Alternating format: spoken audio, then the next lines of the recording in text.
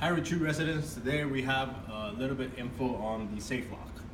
To identify the colors, if you have a light that tells you that it's green, you're good.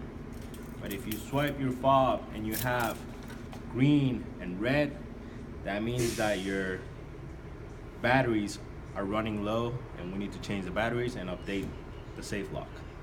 If you swipe your fob and you get red, yellow lights, 12 yellow lights, that means that your privacy is on. You can't get in the house. If you have a couple more lights, that means that you incorrectly swiped your fob. So pay attention to your lights, give us a call and ask for more info and we'll go ahead and be with you guys. Have a good one.